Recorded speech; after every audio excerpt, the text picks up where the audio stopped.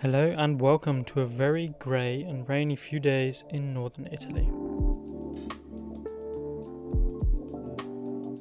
I decided to shoot almost exclusively on black and white film because the forecast showed non-stop rain while I was there. I also chose to shoot some Super 8 Tri-X as well because I recently got my Beaulieu back from getting a full service, and this was the first opportunity I had to shoot something interesting with it.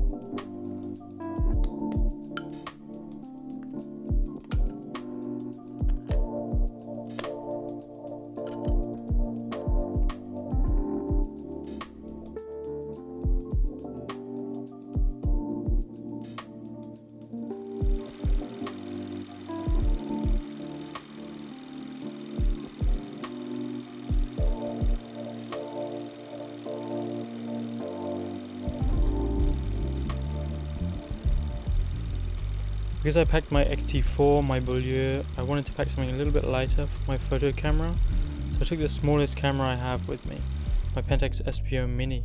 This camera's been getting quite a lot of hype right now because of the inclusion of the lens system in the new Pentax 17.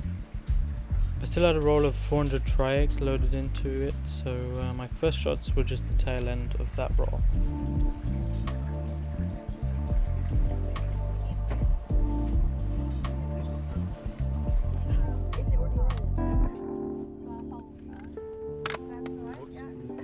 Threw the roll away. Now with my first film reload, I already made a mistake and it had me stressed out for a long time. The Fomapan films don't have DX coding, so I used a DX code sticker to make sure it worked in my Espio. What I didn't realize when loading it was the sticker was placed wrong, so the Espio defaulted to 25 ISO, so I was therefore overexposing my shots by 3 stops. I only realized this when I took the film back out later and saw how it was supposed to be on a normal cartridge.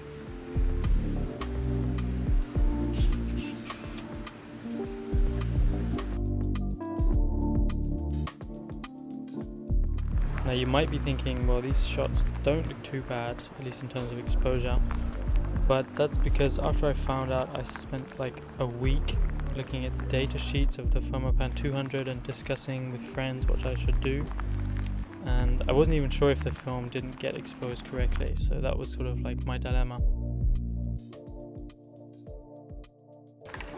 I didn't know if I should pull the film or leave it as it was, so thanks to some advice from my good friends over at Aperture, I decided to choose a happy medium, which was a one-stop pull, and so hopefully not resulting in dramatic underexposure if the film did shoot at 200, and if it was shot at 25 would hopefully recover some of the highlight detail and allow for decently corrected exposure then in the scanning.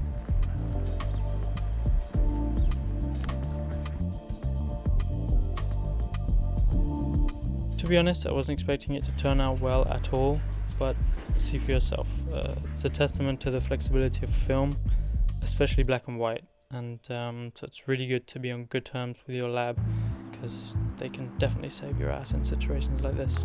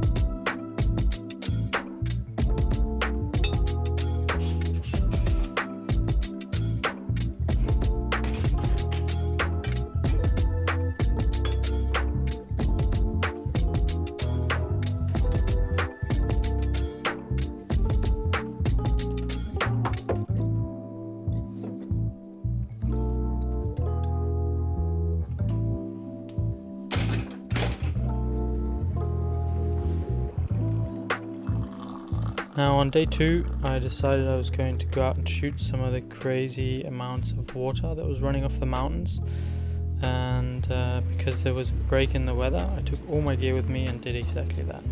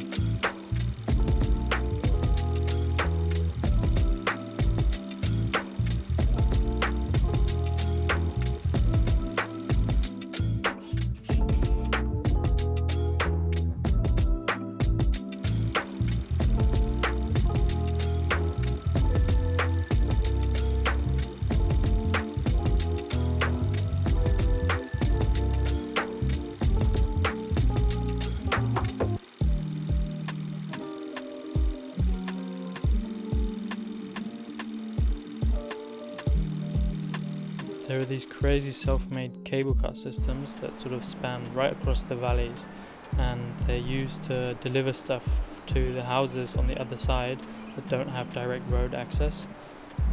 Otherwise you have to take a long footpath. So stuff like shopping, furniture, gas for the houses, it all gets moved over there on these cable cars. As you can see in here, there was a really crazy force in the water running down the valley. The amount of water and the speed it was traveling at was really impressive. And so I decided to shoot it with my Beaulieu, because the Beaulieu has a frame rate of up to 80 FPS, at least the version that I have. And I've never really seen anybody using that extreme of a slow motion in Super 8, so I gave it a shot. These were super short scenes, but slowed down from 80 FPS down to 18. They slow it down significantly. I think in real time it was only 3 seconds of shooting or less.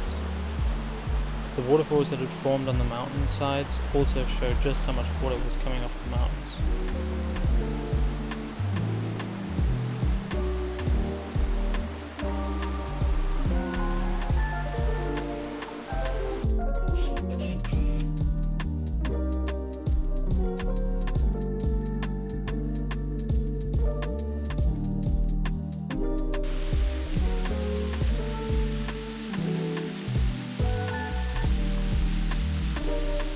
Here again I found a perfect spot to shoot this water falling in slow motion, but up close this time. And I think it has an even greater effect like this.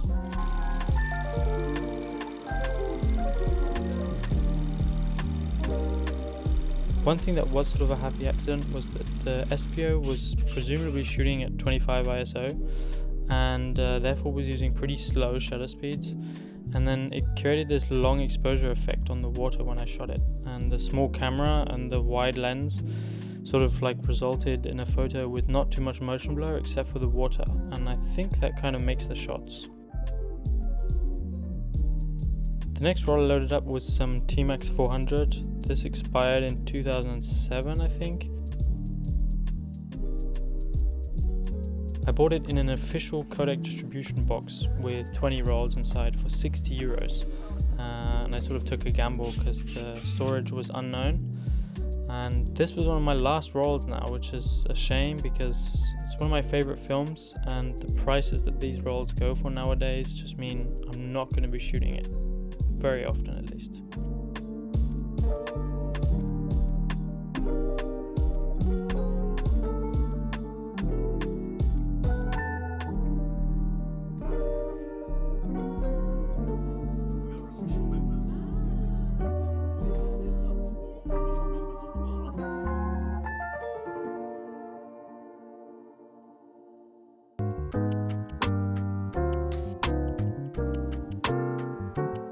Most of these snapshot photos are nothing spectacular, but they serve more of a documentary purpose than anything else.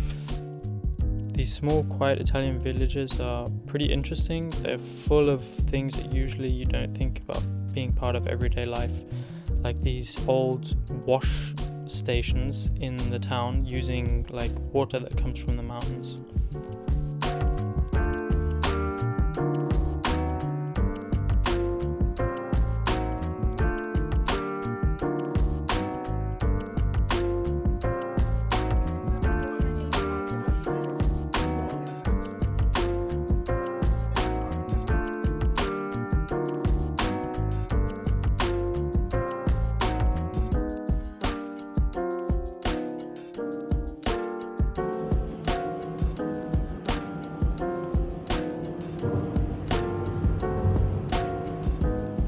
Day 3 was actually Easter, so we didn't really do much. We ate food and stayed inside because the weather was super bad on that day.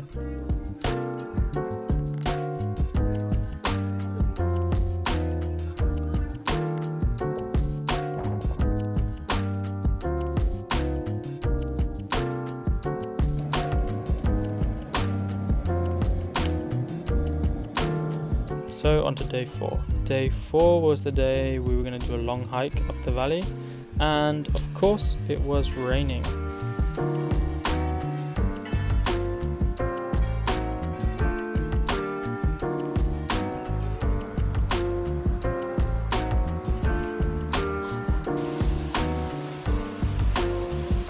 This again meant there was lots of water running off the mountains, so sorry, more water to look at.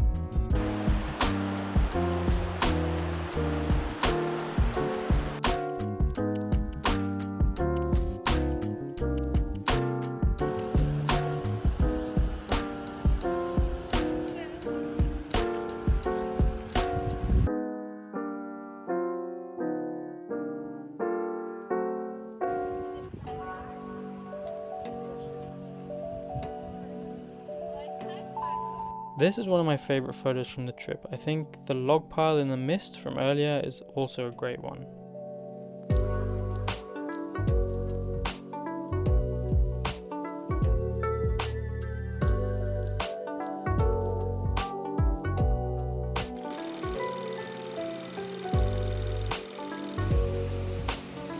Yeah, more water here, but it did a cool spiral, so I was pretty impressed by that.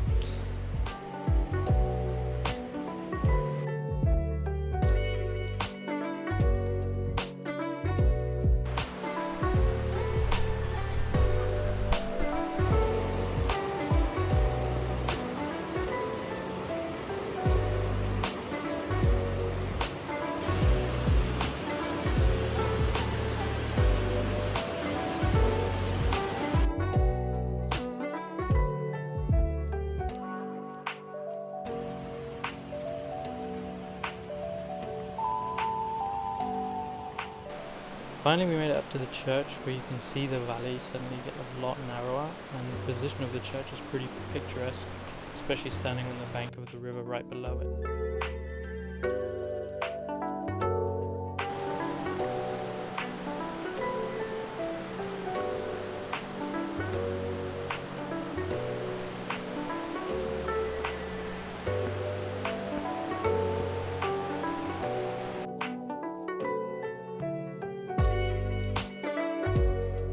And again, more water, but you can see here how narrow the river has become compared to before.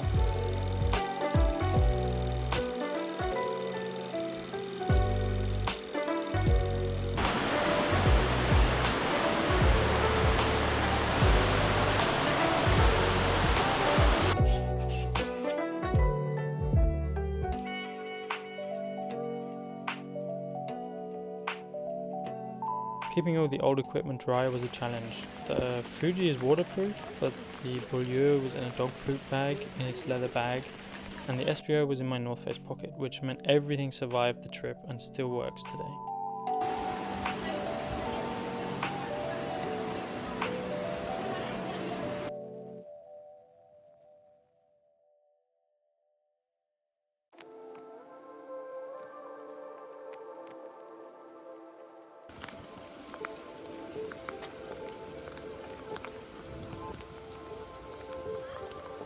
Wow.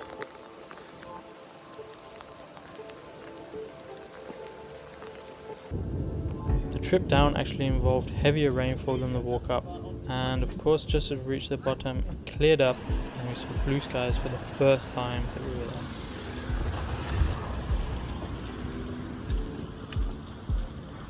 And also some crazy cloud formations. I don't even know what this type of cloud formation is even called.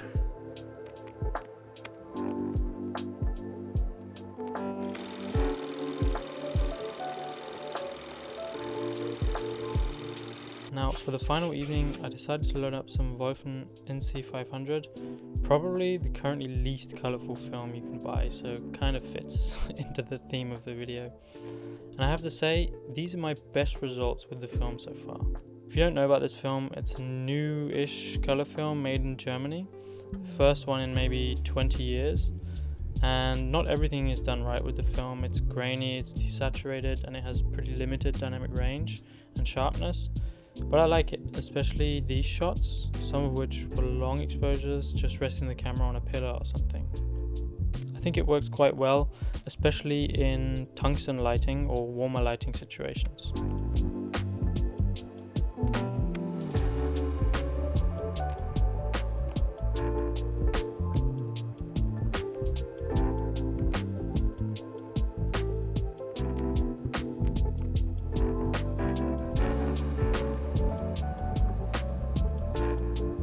Woke up on our final day to actually no rain at all, beautiful sunshine and blue skies, so that was a pretty cool thing to witness.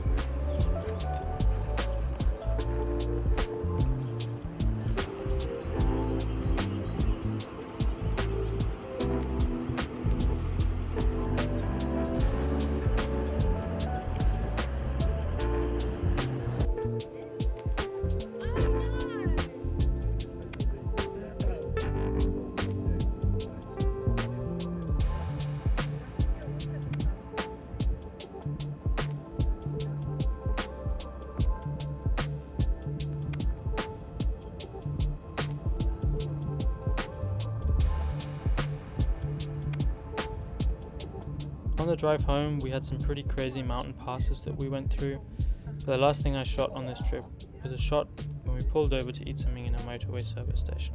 So, how road trip of me.